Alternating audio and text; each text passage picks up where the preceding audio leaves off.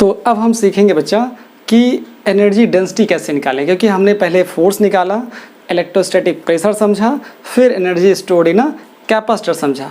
अब उसी के आगे एक टॉपिक और जुड़ जाता है जिसे हम बोलते हैं एनर्जी डेंसिटी। ये इसी से इंटरकनेक्ट है। क्या होती है एनर्जी डेंसिटी, पहला क्वेश्चन। फिर उसका यूनिट क्या होता है, उसका प्रॉपर डेरिवेशन क्या होता है। बस आप देखते जाइए, 5-7 मिनट में ये टॉपिक भी आपके लिए हलवा होने वाला है। देखिए, एनर्जी डेंसिटी को सिंपली आप डिफाइन कैसे करते हो। एनर्जी स्टोर्ड क्या होता है, एनर्जी स्टोर्ड, कहाँ एनर्जी स्टोर होती है, मैं आपको पहले एक्सप्लेन कर देता हूँ। Energy stored in per unit volume, energy stored, यहाँ से लिखता हूँ मैं, energy stored in per unit volume, per unit volume, per unit volume between the plate of capacitor, between the plate of capacitor. Simple सी definition है energy stored in per unit volume, energy stored in per unit volume between the plate of capacitor is called energy density, is called energy density. Energy density को आप small you से लिखते हो, किससे लिखते हो, small u. Small u is equal to होता है, U is equal to energy stored, कहाँ है, पर यूनिट वॉल्यूम में है, तो वॉल्यूम में है।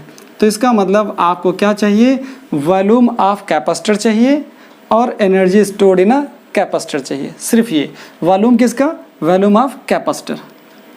तो ये चीज़ आती है। एनर्जी जूल की हो, एनर्जी की यूनिट जूल होती है, तो ये जूल में हो गया, वॉल्यूम है तो ये हो गया मीटर क्यूब। तो यहाँ से इसका डायमेंशन फार्मूला भी आप इजीली फाइंड कर पाओगे। हम बात करते हैं डेरिवेशन की। तो डेरिवेशन के लिए क्या बात करते हो, जरा देखिए। डेरिवेशन, हमें डेरिवेशन इसका फाइंड आउट करना है कि क्या होता है। तो हम ये समझ पाते हैं कि energy stored in a capacitor क्या है, क्या होती है एनर्जी। अभी रिसेंटली मैंने आपको क्लियर किया, जस्ट स्क्रीनशॉट आपने ले भी रखा है। क्या होता है energy stored in a capacitor, capacitor लिखा आपने, U is equal to Q square upon 2 epsilon naught A. क्या होता है energy stored in a capacitor, Q square upon 2 epsilon naught A. तो ये हो जाती है, sorry, energy stored Q square upon 2C। क्या होता है energy stored in a capacitor, क्या होता है 1/2 या Q स्क्वायर अपॉन 2C। मैंने 3 फॉर्मेट आपको सिखाए और तीनों फॉर्मेट में से कोई भी एक फॉर्मेट आप चूज़ कर सकते थे, लेकिन ये बहुत ज़्यादा यूजुअल है, बहुत ज़्यादा यूजुअल है। ठीक है, अब यहाँ पे C की वैल्यू आप पुट करिए। क्या होती है C की वैल्यू, यहाँ लिखोगे सिंस कैपेसिटेंस ऑफ कैपेसिटर क्या है, capacitance of capacitor C is equal to epsilon naught A by D। तो यहाँ जरा पुट कर दीजिए, तो U इज इक्वल टू क्या मिलेगा, Q square upon 2 epsilon naught A by D, ये मिल गया। ठीक है, यहाँ से आपको ये चीज़ समझ में आ गई कि ये चीज़ यहाँ क्या होती है, यहाँ से आ जाएगा कितना 2 epsilon naught A by D। अब ये D पहुँच गया ऊपर, कहाँ पहुँच गया, ऊपर। जरा देखिए, ये आ गया ऐसे, U इज इक्वल टू आ गया Q square 2 epsilon naught A, ऊपर पहुंच गया D। अब D आ गया, अब क्या करना है, Q को चेंज कर दीजिए सिग्मा के टर्म में। किस में चेंज करिए, सिग्मा के टर्म में करिए जरा चेंज। तो U is equal to Q की जगह क्या होता है, आपको मालूम है Q इज इक्वल टू होता है सिग्मा A। आप देख सकते हो किसी भी प्लेट पर, देखिए इस टॉपिक के लिए फिगर नीड नहीं करता, एनर्जी डेंसिटी के लिए no need of any figure, लेकिन आप यूजली ये बना सकते हो। इस पे देख रहे हो, यहाँ हम लिख सकते थे क्या, सिग्मा ए, यहाँ लिख सकते थे माइनस सिग्मा ए, लिख लिया मैंने। इस फिगर में कुछ नहीं, बहुत सिंपल सा फिगर है। ठीक है, अब यहाँ पे क्या आ गया, एनर्जी स्टोर्ड क्या थी, ये थी, इस कैपेसिटर में हो चाहे ये प्लेट में हो, आपको एफ वगैरह नहीं दिखाना पड़ता, एक्सटर्नल नहीं दिखाना पड़ता, सिंपल आप अरेंजमेंट दिखाइए।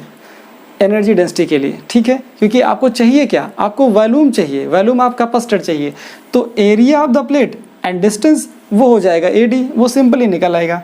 तो यहाँ से क्या आया, सिग्मा की वैल्यू पुट कर, क्यू की वैल्यू पुट करोगे तो ये आ जाएगा sigma square A square upon 2 epsilon naught A, और यहाँ D, A से A कैंसिल करोगे तो क्या आया, U इज इक्वल टू आ गया, sorry U is equal to आपको मिल गया sigma square upon 2 epsilon naught, और यहाँ से आ गया AD।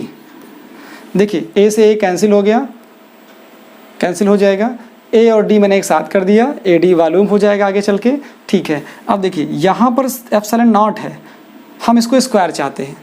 स्क्वायर चाहने का मतलब क्या हो गया, अगले स्टेप में हम ऐसा लिख दें sigma square upon 2 epsilon not into epsilon not upon epsilon not लिख दें, और यहाँ लिख दें AD, तो शायद कोई दिक्कत नहीं होगी, समझ में आया। अभी क्या आया, एप्सिलॉन नॉट का स्क्वायर हो गया, तो यहाँ से क्या आ गया, जाके देखिए यहाँ से आया सिग्मा अपॉन एप्सिलॉन नॉट, इसका स्क्वायर हो गया था तो मैंने इसका स्क्वायर कर दिया, और 1/2 आगे है, ठीक है, 1/2 तो आगे लिखा ही है, सिग्मा अपॉन एप्सिलॉन नॉट का स्क्वायर हो गया, यहाँ पे एप्सिलॉन नॉट AD आ गया, क्लियर। अभी क्या हुआ, सिग्मा अपॉन एप्सिलॉन नॉट ये होती है इलेक्ट्रिक फील्ड। अब क्वेश्चन आया कहाँ, अगर आपको कंसेप्ट पता है कैपेसिटेंस, कंसेप्ट ऑफ कैपेसिटेंस, तो मैंने ये आपको एक्सप्लेन किया था कि between the plate of capacitor क्या होता है, इलेक्ट्रिक फील्ड बीच में सिग्मा अपॉन एप्सिलॉन नॉट होता है। क्या होता है, सिग्मा अपॉन एप्सिलॉन नॉट। तो यहाँ लिखोगे E इज इक्वल टू होता है सिग्मा अपॉन एप्सिलॉन नॉट, तो यहाँ आ जाएगा E, क्योंकि मुझे दिखाना है कि जो एनर्जी है वो पर यूनिट वॉल्यूम में है, और वॉल्यूम कहाँ है, इस प्लेट के बीच में है। एनर्जी प्लेट के बीच में कहाँ होती है, इलेक्ट्रिक फील्ड के फॉर्म में होती है, इसलिए हम इस एनर्जी को इलेक्ट्रिक फील्ड में कन्वर्ट कर रहे हैं। अदरवाइज हम क्यों करते, क्वेश्चन क्यों कर क्यों रहे हैं, हम Q को हटा के C को हटा के क्या लाना चाह रहे हैं, हम लाना चाह रहे हैं एक्चुअली में कहाँ स्टोर होती है energy, between the plates of capacitor in the form of electric field, वो आना चाह रहा है। तो यहाँ पे आएगा कितना, 1/2, यहाँ से आ गया E स्क्वायर एप्सिलॉन नॉट, यहाँ से आया AD, ये आ गया। तो इसको और सिंपली लिखते तो आप लिख सकते थे 1/2 एप्सिलॉन नॉट E स्क्वायर, और यहाँ आया AD, तो ये आ गई एनर्जी। अब क्या करने वाले हो, अब आप यूज़ करिए formula. Now U is equal to क्या मिलेगा, small u is equal to मिल जाएगा U अपॉन वॉल्यूम, क्या आ जाएगा, वॉल्यूम। तो मैं वॉल्यूम आपको कहीं लिख के दिखा देता हूँ, पहले लिख देता हूँ वॉल्यूम ऑफ कैपेसिटर क्या होता है। वॉल्यूम ऑफ कैपेसिटर क्या होता है, सिंस वॉल्यूम ऑफ कैपेसिटर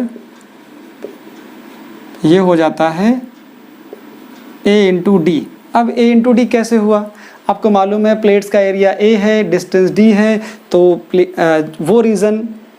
वो रीज़न चाहिए था प्लेट के बीच का जो वॉल्यूम में कन्वर्ट हो, तो क्या हो गया, एरिया इंटू डिस्टेंस, पूरा का पूरा क्या हो गया, ये एरिया हो गया, डिस्टेंस हो गई, तो ये पूरा वॉल्यूम हो गया, वो होता है AD। एरिया A है, डिस्टेंस D, तो वॉल्यूम क्या होगा, आपको मालूम है LBH होता है, तो LB एरिया हो गया, और D जो हो गया हाइट थी वो डिस्टेंस हो गई, AD आ गया। अब क्या कर सकते हो, U निकालना था। Now U is equal to मिला क्या, U अपॉन वॉल्यूम, तो यहाँ एनर्जी ये निकल आई, कितनी निकल आई है एनर्जी, ये आई है small u equal to U upon volume